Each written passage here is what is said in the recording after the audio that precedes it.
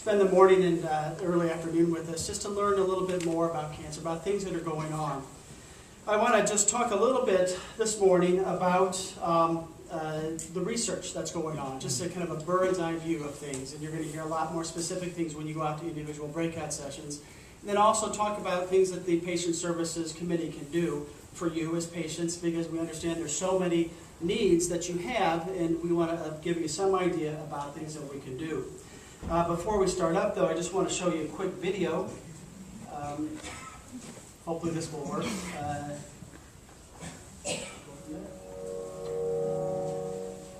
My name is Brendan, and I was diagnosed in 2004 with leukemia,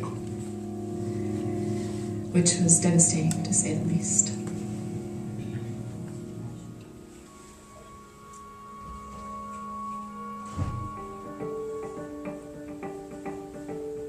The dream has been for many years to try and harness the power of the immune system and target it specifically to fight cancer cells. Target therapy is the wave of the future. In the old days, when people got chemotherapy or cancer therapy, the idea was to kill anything that was growing in the body. That's why people's hair fell out, because your hair is growing. Targeted therapy finds what's specifically wrong about that cancer. The Leukemia and Lymphoma Society has made a huge impact on advancing the science and medicine of leukemia and lymphoma. Leukemia and Lymphoma Society has really filled the gap for us in terms of allowing us to continue to do the high priority, cutting edge translational research, which allows this transition from laboratory discovery to first in human clinical trials. They really have architected and engineered the state that we're at. A lot of the ideas that have come out of what they support is the way patients are treated today. The technology we have available now is much more powerful than it used to be. The downside is that it also is much more expensive. It really is a little bit ironic because now we're finally poised to really decode the way cancer works. What's amazing is that we have discovered all kinds of targets using this DNA technique, using this ability to look at the human genome to see which genes and proteins are being expressed improperly. We've got lots of knowledge in the laboratory. What we need are resources to allow us to take these ideas from the laboratory and make them available to patients in first-in-human clinical trials. Money is essential. You can't do this kind of research without money. Money also buys researchers and investigators time to do that research. Well, I think this is really a critical time for supporting research because we literally are closer to a cure. It's great to be involved in this research today because this is when it all changes. I just want to say thank you to everyone who gives, no matter if it's time, money, whatever they can. It means the world to their patients and their families.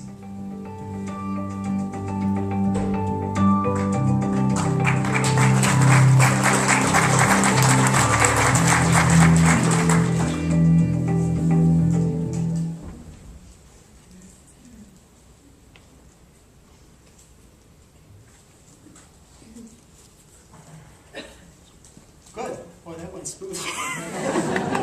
We're sweating at the beginning whether or not we've able to make that transition to the DVD and back.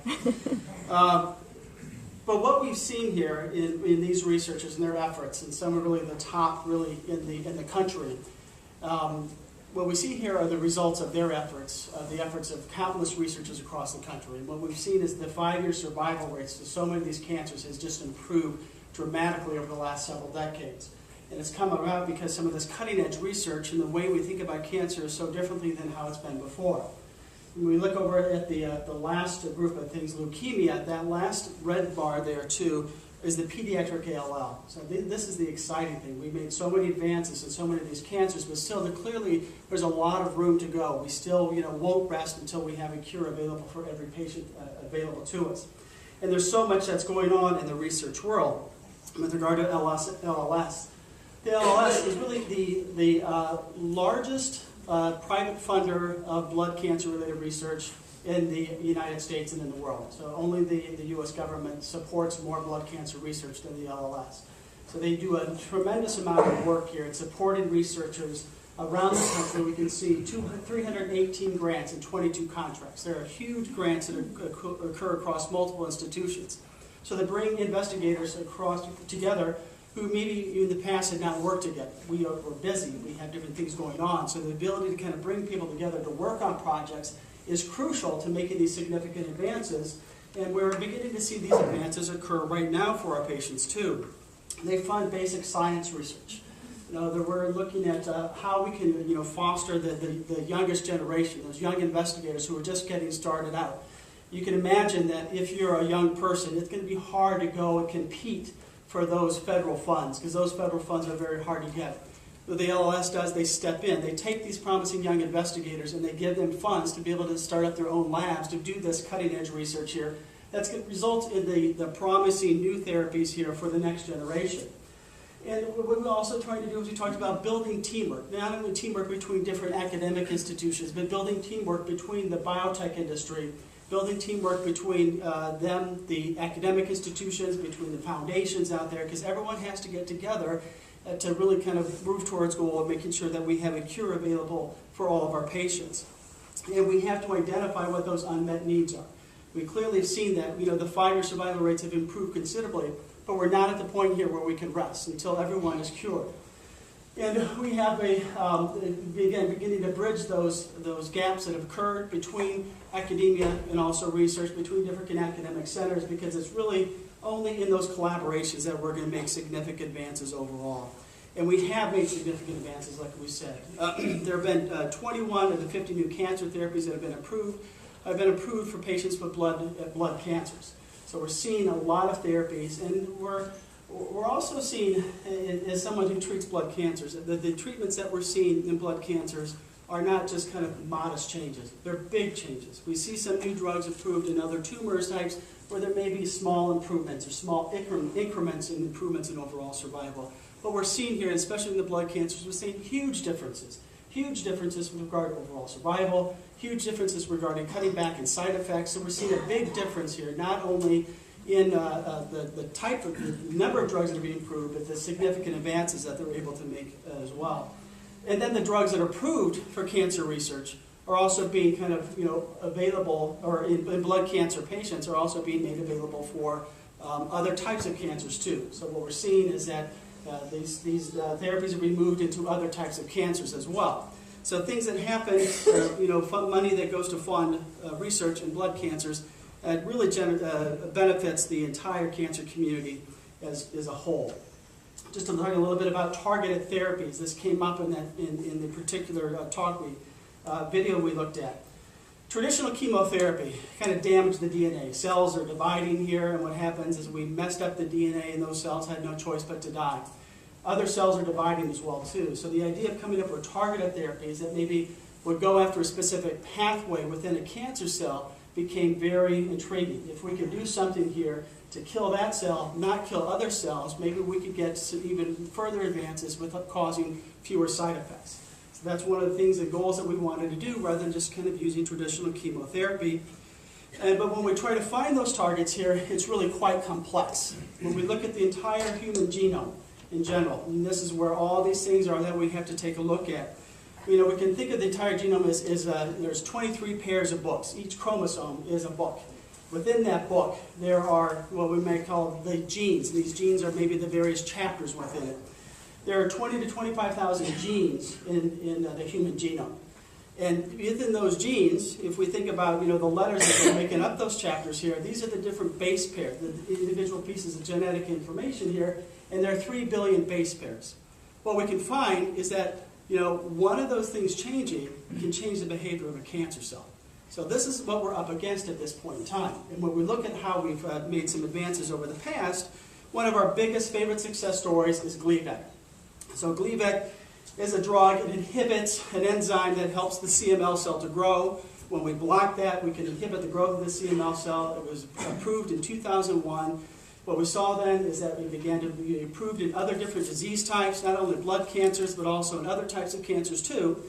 And then we also saw this kind of result in the improvement or the approval of other second-generation drugs. So we get one drug here, we can find out there's other ones that maybe work a little bit better. Things like Sprycel or Tasigna were also approved for the treatment of CML based on some of this initial research.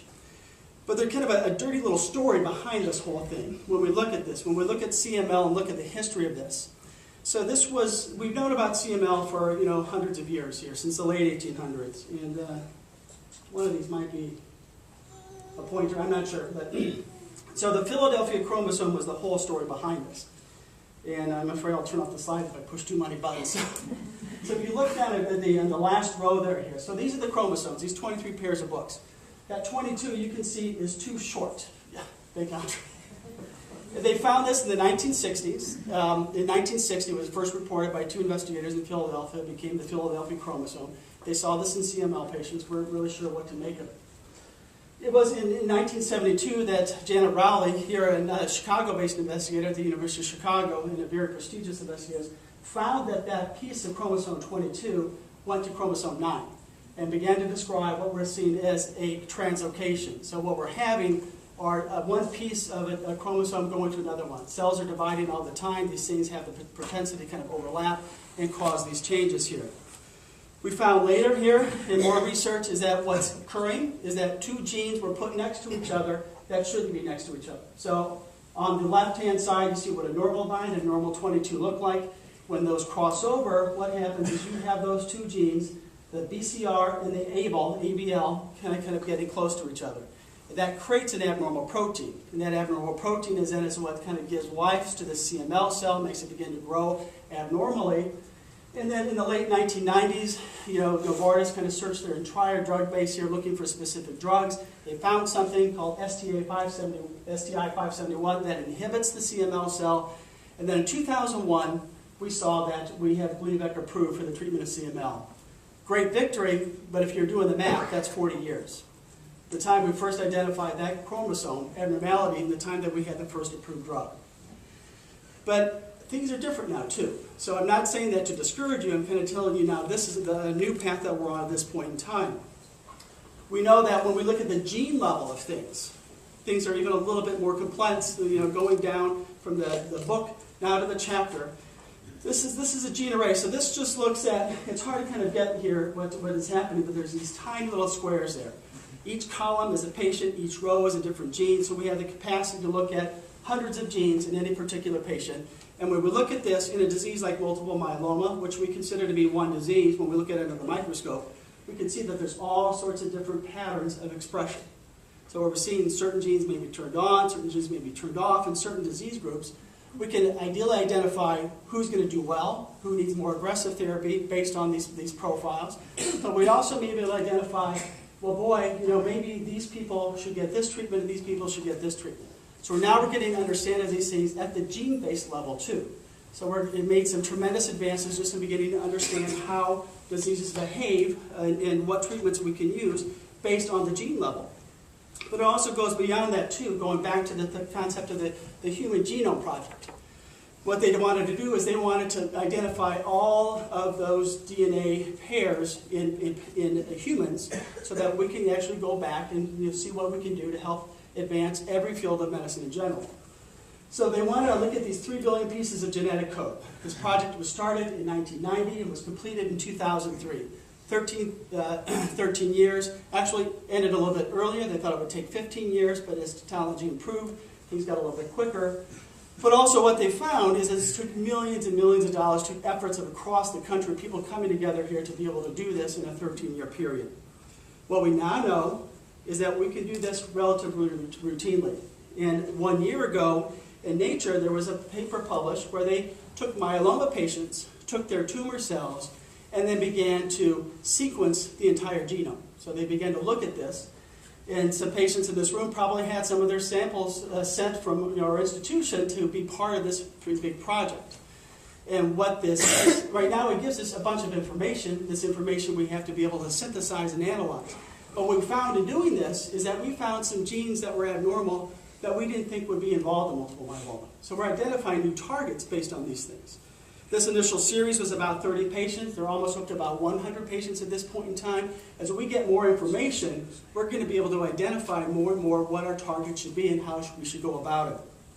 So just in general, when we look at accelerating the cure, we looked at that 40-year period. Then, it took 40 years from the identification of that Philadelphia chromosome to the time that we had the first drug. Now, we have a multitude of genes that we know, and there are already some drugs out there that are being screened that we know can be potential targets for this. It took 13 years and millions of dollars to sequence the entire human genome. Now, in about a week and maybe a little over $1,000, we can get it done. So we still have to get this information and know what to do with it. But the amount of things that we have available to us is amazing. And a lot of this information is available in public portals where scientists from around the world can come together and begin to search for things too. Lastly, the differences in cancers. We know that not every myeloma patient is the same, not every lymphoma patient is the same. And the only way we had to do it in the past was look under the microscope and say, oh gosh, this looks like this, looks like this. But now we can understand these differences based on the genetic profile of the tumors. So it's changed dramatically even just in the last decade. So those advances that we had seen had really occurred with our kind of old way of doing things. And now as we have these new things available to us, as the LLS continues to fund this type of research here, we're going to see tremendous advances really in the next generation overall. But the LLS does other things to kind of help our cancer patients. And that is through a number of different programs. And I'll just highlight some of these. And afterwards, too, you can stop by the booth to get a little bit more information about things that we can offer you other assistance. Because when someone faces a diagnosis of a blood cancer, there's so many other things that are going on, too. So many other needs, so many other financial needs, too, that we want to be able to offer you some assistance with. Education resources, there'll be different programs. There'll be your own advocate program. We can give you a calendar. We can give you a booklet, the things that you can look at to make sure that you're getting all your questions answered, that you're getting all the information that you need. We have different education programs here, much like we have here today. There are booklets. That's how many of you first were introduced to the LLS. When you were in your doctor's office, you were handed a patient information booklet here. On the back of it was stamped, the LLS logo, and so you began to understand some of the resources that are out there available to you. There's the Information Resource Center.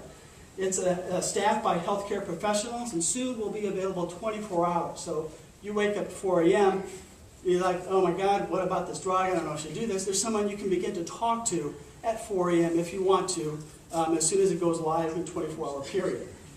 So those are all some resources that we have available too. We have peer-to-peer support. Sometimes it's just nice to talk to someone or to be with someone who's been through the same thing. There are also family support groups, because we know that blood cancers don't just affect an individual, they really kind of affect an entire family. So children, how do you talk to your children? How do you talk to your grandchildren?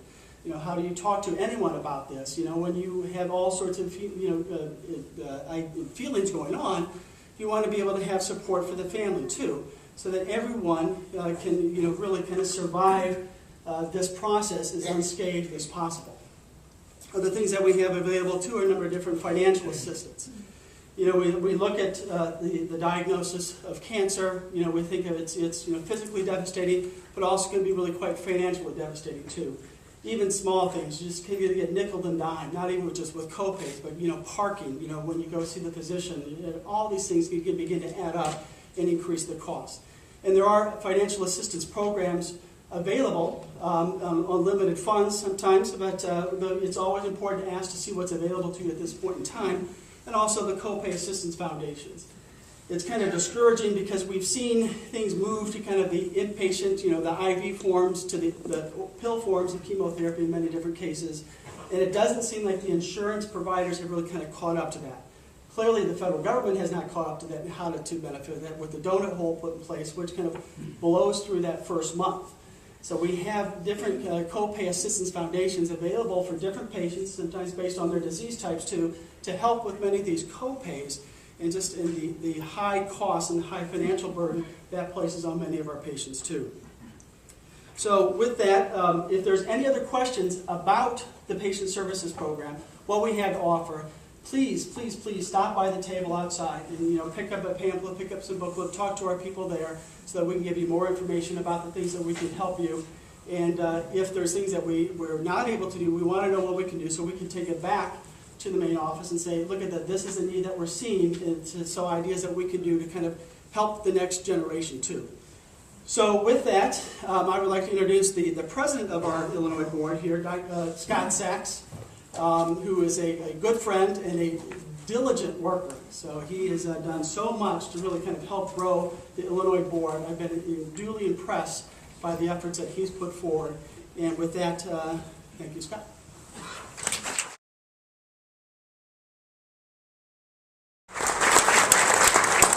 Thank you, Todd.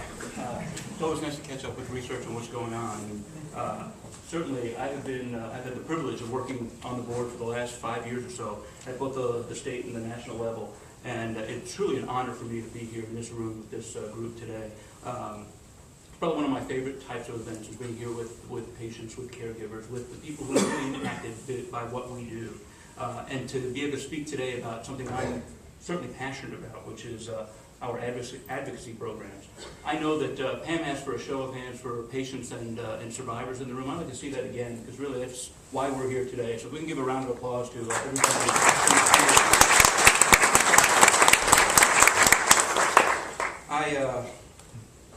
I know there's probably a lot of caregivers in the room too, and caregivers, let's get some hands for caregivers as well. Maybe this works? Maybe I have to go here. You probably know what advocacy is as a caregiver. I mean, it really is, as the slide shows, it's giving your voice on behalf of another. And as caregivers, you've been doing that for a long time already. You know that being an advocate, a patient advocate, is an important part of going through the medical process, of dealing with the medical environment of a patient, whether it's in the cancer world or not. Every one of us, in fact, all of us, should probably be advocates as well. And going beyond being a medical advocate or a patient advocate, there are things that we can do to help make the best of this environment.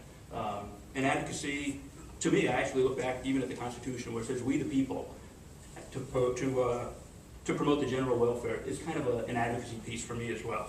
I think it's our responsibility to give a voice to those who have none, and to make sure that we're providing the best possible care for children and patients and their families. So how do we do that? Well, what we do is we work with patients, we work with and to promote policies that improve the lives of blood cancer patients and their families. And over the next several slides, we'll look at some things that we've been able to do in the state of Illinois, as well as federally, and looking at some of the challenges that we have coming up to see what we can do to help, and looking for ways that you can help in things that we're looking to do. So we've had a few things in Illinois, a few recent wins, which have been big deals to cancer patients and actually patients for multiple diseases. But some of the big ones recently have been clinical trials. So access to clinical trials, probably one of the most important tools that researchers have. It's a way to test out theories, to test out drugs, to test out effectiveness of treatment. And prior to this law, it was a little difficult for patients not only to get access, but to actually have continued health care access through the clinical trial. Patients who were involved in this certainly have helped drive medical research forward, medical technologies forward, but it's been challenging as a patient to some degree to be part of this. If there was an ancillary health issue, if you need to see your doctor again, health insurance wouldn't necessarily cover your treatment outside the trial. And while you're in the trial, certainly the drug companies, the research groups are paying for everything. But if there was something unrelated, or maybe an extra doctor's visit, insurance companies were almost treating you as you were uninsured. So there was a tremendous out-of-pocket cost. So prior to last year, the cost to patients as part of the clinical trials, if you were able to get in, was great. Since we were able to pass this law within this state, now people are covered by insurance during clinical trials. So the financial burden to them is much less. Your health care is covered. You're not considered uninsured to some degree anymore. So now, thanks in part to LLS and certainly in part to other advocacy groups and advocates individually, we've been able to pass this law.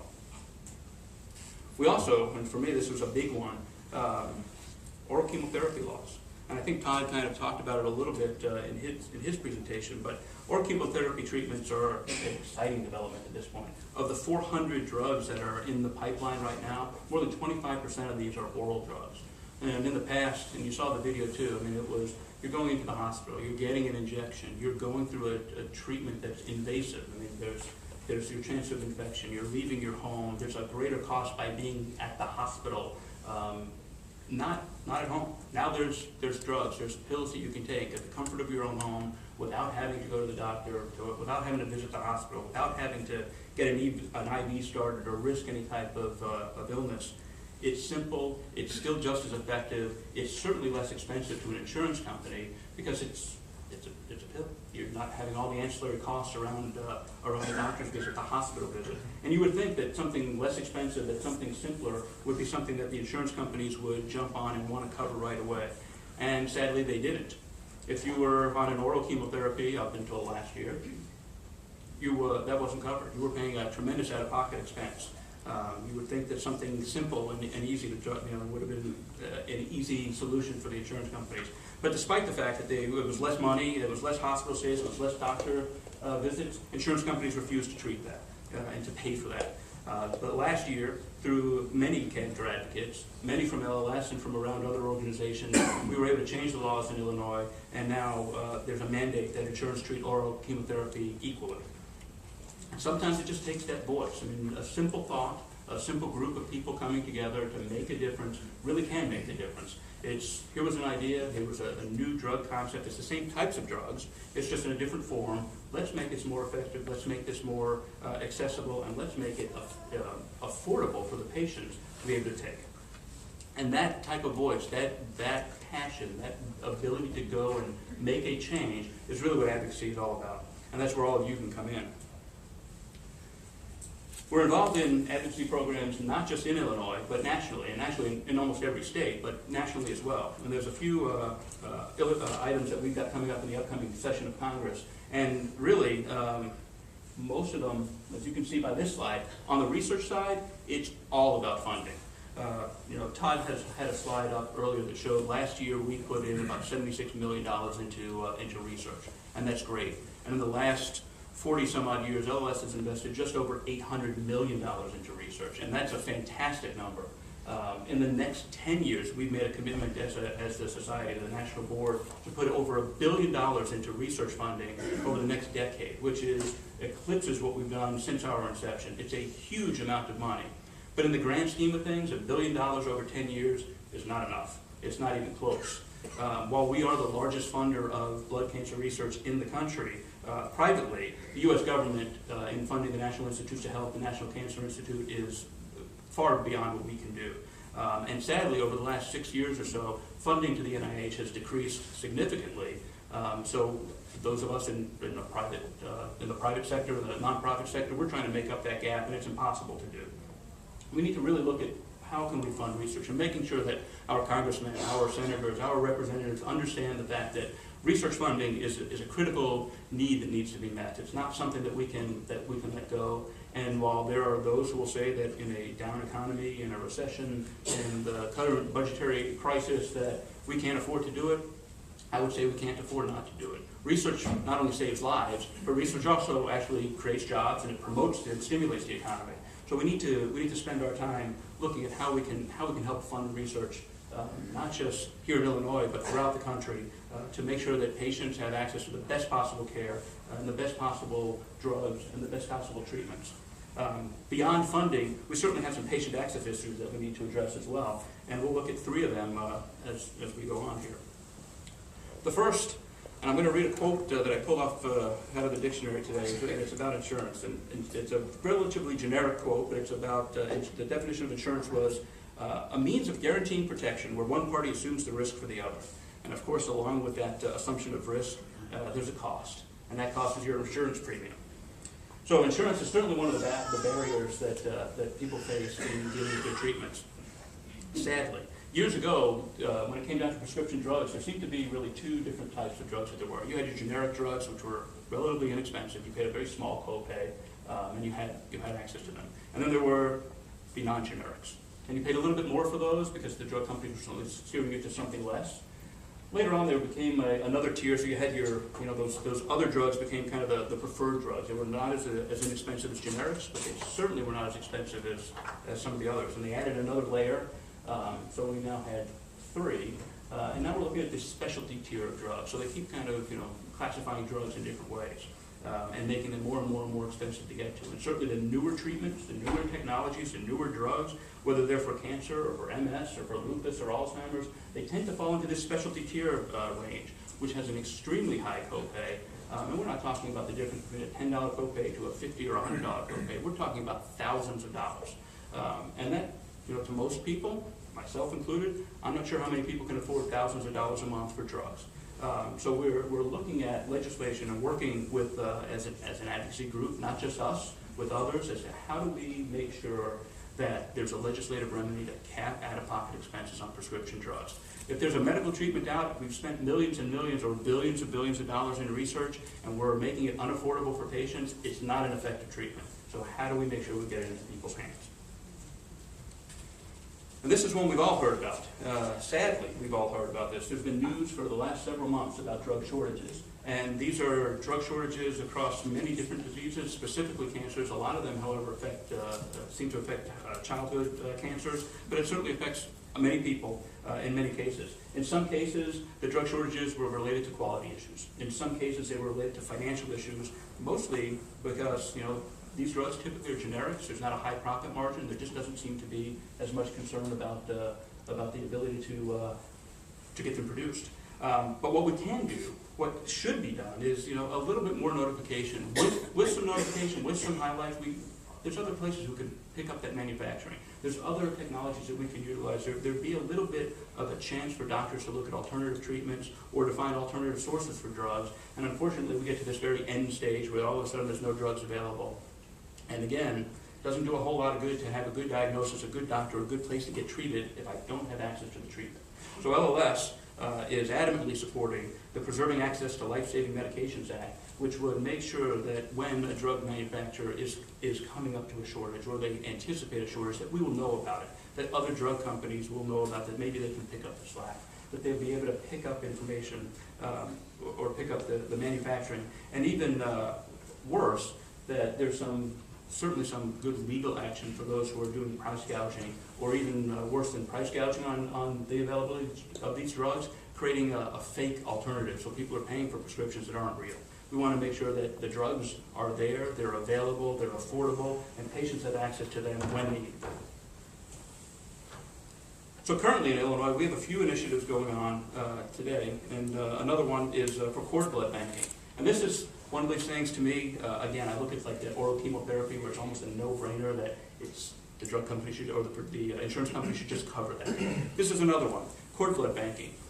Studies now have shown that umbilical cord blood is a tremendous source, rich in stem cells, and there's the potential for treatment, for research, for so many things. And today, in the most part, it's considered medical waste, so it's discarded. This is not something new, not something different. This is just, it happens every day. Women give birth, and cord blood and placenta are discarded. What we're looking for in the state is to allow the hospitals access to collect that, and for making sure that there's information for mothers and for doctors and for nurses that donating cord blood to a public cord blood bank is a viable option. You don't have to pay for it privately, you don't have to discard it, but you can actually store that. It can be given to researchers to help promote new treatments and new technologies. It can be used for families who need those stem cells. It's a great way potentially to treat blood cancers. We're certainly supporting a legislative bill that's out there now that makes sure all licensed hospitals give parents the option to be able to donate that cord blood. Again, simple type of thing, but it takes a voice. It takes people who care, people like you in this room, people like all of us on the board and on the staff with LLS, to make sure that when these issues do come up, that we have a cohesive message that we can send, that we can go out and reach to our representatives and make sure that things like this get through, that there's an awareness of it, that there's laws that can be passed, regulations that can be modified, and there's education for the people who need it.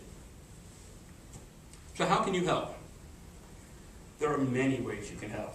Many, many, many ways. And they don't have to be difficult ones. It doesn't require you getting in a car and driving down to Springfield and meeting with the legislator. It doesn't require necessarily a lot of your time and effort, but there's a lot of different things that you can do to give your voice on behalf of somebody else. What we need at LLS is really a strong advocacy network, and we're building that today, but we need more. I can tell you from personal experience, and I've met with and spoken to and emailed, written, called, sat down over coffee with most of our representatives in the state on the national side too, and having a meeting they certainly recognize, and getting a phone call or an email they'll do something about, but it's just one. But if they get 2 emails, they start to think a little bit. And if they get 5, they really start to think. And especially if they're getting together and talking amongst themselves and they realize that 2 or 3 people brought up something like cord blood or oral chemotherapy or access to prescription drugs. But when you get 10 and 20 and 100 and 1,000 people who have started to talk about this across multiple districts and across multiple parties, then they really start to pay attention. And so you can help in a lot of different ways. You can join our advocacy website and our advocacy network, which is a tremendously easy thing to do.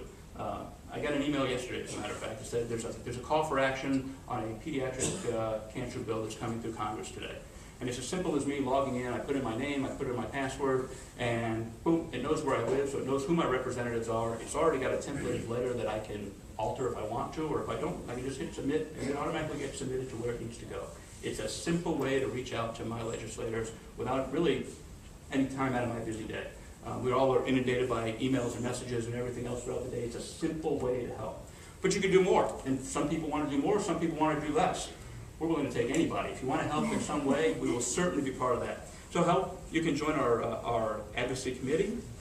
Like I said, you can come down to Springfield. You can call, you can write, you can email, you can give some ideas to the overall group. But it's really a matter of how can you help us get that message out. And that's not a message for us, that's a message for you. For the patients who are in this room, for the caregivers who are in this room, for patients worldwide, how do we help get our message out? So we're looking for you to help. And that, for the most part, is our discussion about advocacy. But I did want to end with a little whimsical, but certainly appropriate quote from maybe one of my favorite authors, Dr. Seuss. And I read this last night. As I was preparing, I saw this, and I thought this is actually kind of the perfect thing for advocacy and what it really means. And Seuss said it, unless someone like you cares a whole awful lot, nothing's going to get better. It's not. So we need your help. It's a good cause. Obviously, you're all connected to blood cancers in some way, to cancers in others. We really could use your assistance. Visit our Patient Services Committee. I think, is there a table outside for Patient Services? Join the Advocacy Committee and certainly sign up for the Action Network. It's simple and easy. Name and address. We'll be able to get your information out there. But I want to thank you for your time this morning, and certainly thank you for helping us create a world without blood cancer.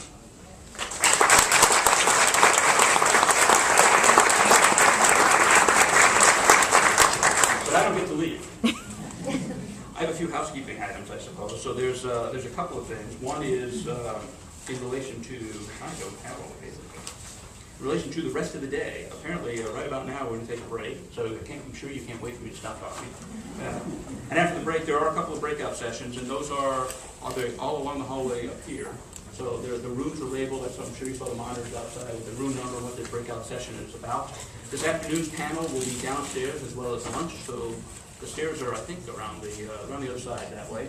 So everybody downstairs for lunch with the group, and then we'll have our panelists downstairs as well. Please certainly stop by all of the partners' tables outside and go visit with our partners, our sponsors. They are really the ones who have helped make this conference come together, and are here to help you, assist you. If you haven't already, I encourage everyone to go and find Be the Match out there and swab your cheek. That too can make a huge difference in the life of a blood cancer patient. It's quick and it's easy. It's an easy cheek swab to get on the registry. Drinks are available outside throughout the conference. Look for our LLS staff, our wonderful staff, who I know we're gathering around the back, but I'm sure they're back outside now. But check them out for any questions you might have. Certainly Todd and I are available as well. And don't forget to buy chocolates, because Mother's Day, Father's Day, frankly, for me, it's fine. Todd and I both like it. And if you would, fill out the evaluations and make sure you sign the release form. So thank you very much. Have a wonderful rest of your conference, and I'll see you later on.